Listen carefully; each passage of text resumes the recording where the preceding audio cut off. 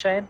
The next step is for the actual meter to switch on, and then we should see the school light up. I mean, it'll be hard to see now, but at least we'll see something happen.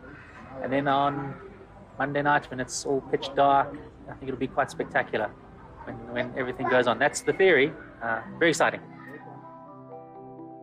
The blockchain is the operating system that it runs on. So you can see it as your Windows or your Linux or Mac OS X.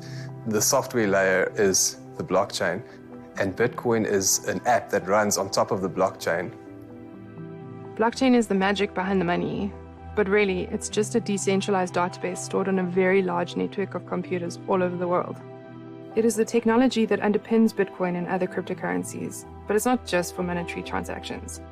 You can use it to store data like patents or wills, or to exchange anything of value such as products, property, services, and even votes. The authenticity of the exchange of value or transactions is verified by the community as a whole rather than by a single entity, removing the risk of a single point of failure in the system. Each transaction is recorded on a public, distributed ledger that can be viewed by anyone in the world. The blockchain is a decentralized system, and the strength of the blockchain is that everybody is checking everybody else. No single institution is in charge of this information. Now that differs from the current financial system that we actually do have all over the world.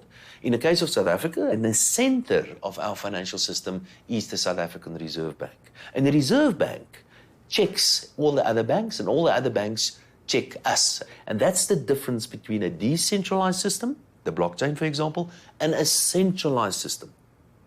If I, for example, want to give you government money or central bank money, and I do a transfer from my cell phone to your cell phone, it is impossible for me to transfer money from one bank account directly into another bank account. We think that is what happens, but what really happens is that I send a message to my bank, which will send a message to the central bank, which will send a message to your bank to make a deposit into your bank account. So there's somebody else always in charge. There's always a middleman somewhere between my account and your account. So who invented blockchain and Bitcoin? The creator of Bitcoin, the cryptocurrency and the technology, is Satoshi Nakamoto. People think it's a group of people, or it could be an individual. He's a complete mystery. No one knows who he is. People have their suspicions. I have my suspicions as well. Several people have come out to claim that they are Satoshi Nakamoto. I think it's quite nice that it's a mystery. I like the fact that I don't know who it is, and I think